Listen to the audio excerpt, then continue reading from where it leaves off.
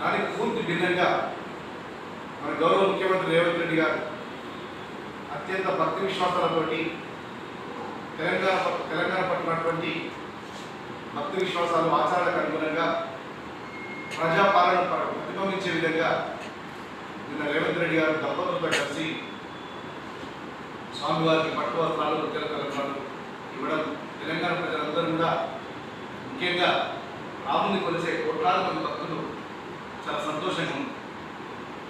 గత ప్రభుత్వం 10 సంవత్సరాలు పరిపాలించినప్పుడు భద్రాచలంకు ఒక్క పైసా ఇయ్యలేదు,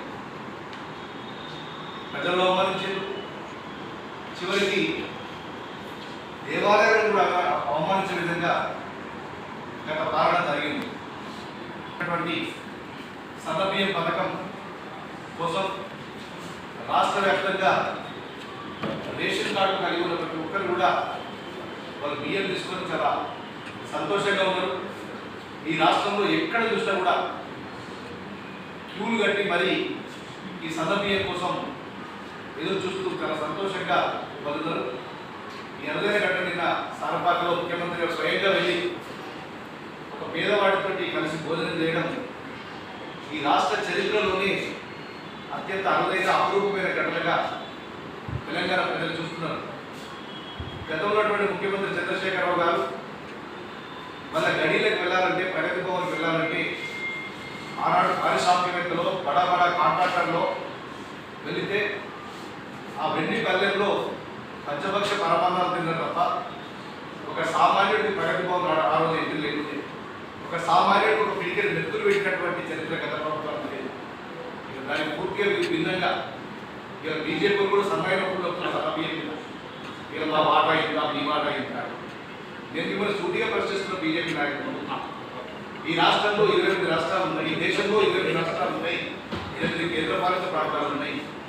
దాదాపు 17-18 రాష్ట్రాలలో మీ ప్రభుత్వమే అధికారంలో ఉంది. మీరు పుట్టిన నరేంద్ర మోడీ గారు పుట్టిన గుజరాత్ రాష్ట్రంలో అయినా సరే, లేదంటే బీజేపీ పాలిత రాష్ట్రంలోనే సరే, ఎక్కడైనా ఈ సన్నబియ్యం అమలు కోసం మీరు ప్రయత్నించినా, ఈ దేశంలో ఏ రాష్ట్రంలోనైనా ఇట్లాంటి సన్నబియ్యం పథకం అమలవుతుందో ఒకసారి బీజేపీలు ఆత్మవిమర్శ చేసుకోవాల్సిన అవసరం ఉంది. మీరు ప్రతిదానికి ఏదో విమర్శ చేయాలి కాబట్టి చేస్తుంది తప్ప 17-18 రాష్ట్రాలు మీరు అధికారంలో ఏ రాష్ట్రంలో చేస్తున్నారా, ఏ కేంద్ర పాలిత ప్రాంతంలో మీరు చేస్తున్నారా? చంద్రశేఖరరావు గారు 10 ఏళ్ళు అధికారం ఉంది, ఏనాడైనా ఒక సన్నబియ్యం పథకం గురించి మీరు ఆలోచన చేసినా?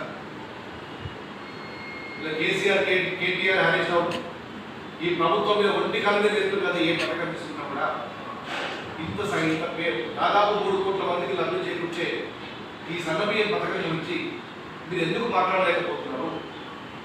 మీరు ఎందుకు అభినందించలేకపోతున్నారు? ఇలా మీరు కళ్ళల్లో ఇలా కారం పోసుకుంటున్నారు ప్రభుత్వానికి వచ్చే ఆదరణ చూస్తే. దీని మీద కూడా కుట్రలు చేస్తూ సోషల్ మీడియాలో ఇలా సన్నబియ్యం మీద గురించి కూడా ఇలా పేదోడి కడుపులా, పేదోడి కంచంలా మట్టి వసే ప్రయత్నం టీఆర్ఎస్ నాయకులు చేస్తున్నారు. యావత్ తెలంగాణ ప్రజలంతా కూడా దీన్ని గమనిస్తున్నారు. మీకు పోయిన ఎన్నికల్లో ప్రతిపక్షానికి పరిమితం చేసిండ్రు. ఈ రాష్ట్రంలో మీ పార్టీ అవసరం లేదని చెప్పి పార్లమెంట్ ఎన్నికల కనీసం ఒక్క సీట్ కూడా గెలిపేయకుండా గుండు సున్నదించేసారు.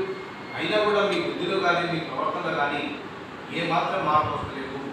మీరు ఈ విధంగానే ప్రవర్తిస్తే భవిష్యత్తులో మీరు డిపాజిట్లు రాకుండా పోతారు. మీరు టీఆర్ఎస్ పార్టీ, బీజేపీ పార్టీ ఈ ప్రజాప్రభుత్వం మీద, ఈ ప్రజలు ఎన్నుకున్న ప్రభుత్వం మీద మీరు కళ్ళల్లో నిప్పులు పోసుకుంటున్నారు, మీరు కుట్రలు చేస్తున్నారు. ఈ కుట్రలు అంతా తెలంగాణ ప్రజలు గమనిస్తున్నారు. ఇప్పటికైనా మీ బుద్ధి మార్చుకోండి, ప్రభుత్వానికి నిర్మాణాత్మకమైన సలహాలు ఇవ్వండి. ఇంత మంచి పథకాన్ని కనీసం మీరు అభినందించకపోగా అవమానించడం, ఈ ప్రభుత్వాన్ని అవమానించడం కాదు, పేద ప్రజల్ని అవమానించడం, పేద ప్రజల బతుకుని మీరు అవమానించడం. సన్నబియ్యంతో ఎంతో సంతోషంగా ఉన్నారు. యావత్ తెలంగాణ ప్రజానికి ఉన్న మీ ప్రవర్తనతోటి ఆత్మస్థైర్యాన్ని దెబ్బతీసే విధంగా మీ మాటలు కానీ మీ చేతలు కానీ ఎప్పటికైనా మీ ప్రవర్తనను మార్చుకోవాలని చెప్పి నేను టీఆర్ఎస్ నాయకులకు, బీజేపీ నాయకులకు ఈ గాంధీ భవన్ వేదిక నుంచి నేను హెచ్చరిస్తున్నాను. మరొక అంశం, నేను ముఖ్యమంత్రి గారి రాష్ట్ర ప్రభుత్వం తీసుకున్న గొప్ప నిర్ణయం ఏంటంటే విద్యా వ్యవస్థలో ఒక మైలురాయిగా గత 10 సంవత్సరాల నుంచి స్కూల్ ఎడ్యుకేషన్ నుంచి యూనివర్సిటీ వరకు పేదోడి విద్యకు ఎముడిగా మారేవాడు చంద్రశేఖరరావు విద్యా వ్యవస్థను పూర్తిగా ధ్వంసం చేసిండు.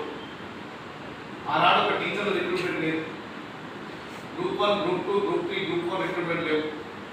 మన ప్రభుత్వం వచ్చినాక కాంగ్రెస్ పార్టీ ప్రజాప్రభుత్వం రేవంత్ రెడ్డి గారి నాయకత్వంలో అధికారంలోకి వచ్చినాక గ్రూప్ 1 నియామకాలు పారదర్శకంగా నిర్వహించినాం.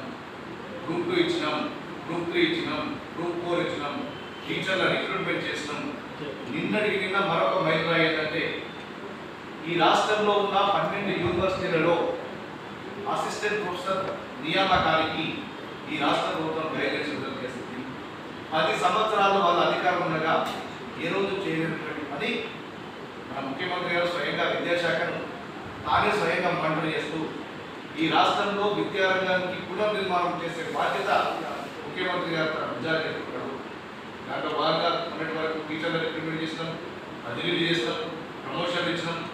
ఇలా అన్ని పూర్తి చేసుకొని యూనివర్సిటీల పునర్నిర్మాణానికి మరో అడుగు ముందుకేసి ఈ రాష్ట్రంలో దాదాపు 2500కు పైగా ఉన్నటువంటి అసిస్టెంట్ ప్రొఫెసర్ల నియామకాన్ని కూడా ఈ రాష్ట్ర ప్రభుత్వం గైడ్లైన్స్ విడుదల చేస్తుంది. నేను ఒకటే విజ్ఞప్తి చేస్తున్నాను, ఈ రాష్ట్రంలో చదువుకునే విద్యార్థులు, పరిశోధకులు, ప్రొఫెసర్లు, మేధావులు ఈ యూనివర్సిటీల పునర్నిర్మాణ దాంట్లో ఈ ప్రభుత్వానికి బాసటగా నిలవాలని చెప్పి మీ అందరూ నేను విజ్ఞప్తి చేస్తున్నాను. ఇక ప్రతిదానికి బీఆర్ఎస్ బీజేపీ నాయకులు కోడిగుడ్డు మీద ఈవెన్ తీసినట్టు ప్రతిదాంట్లో ఏదో తప్పు చేసే ప్రయత్నం చేస్తున్నారు. 10 సంవత్సరాల్లో మీరు చేయలేనటువంటి పని యూనివర్సిటీలు పూర్తిగా నిర్లక్ష్యం చేసి యూనివర్సిటీ కనీసం ఒక బ్లాక్ గ్రాంట్ లేదు. యూనివర్సిటీ జీతాలకు కూడా చేతులు జరపబడి దురదృష్టమైనటువంటి పరిస్థితిని యూనివర్సిటీ వచ్చింది. మా ఉస్మాన్ యూనివర్సిటీ అధ్యాపకులకు సంబంధించి ఎల్ఐసి పెన్షన్ స్కీమ్ నుంచి కంట్రిబ్యూటరీ పెన్షన్ స్కీమ్ మార్చమంటే కూడా మార్చలేనటువంటి దద్దమ్మ సర్కార్ కదా ప్రభుత్వ సర్కార్.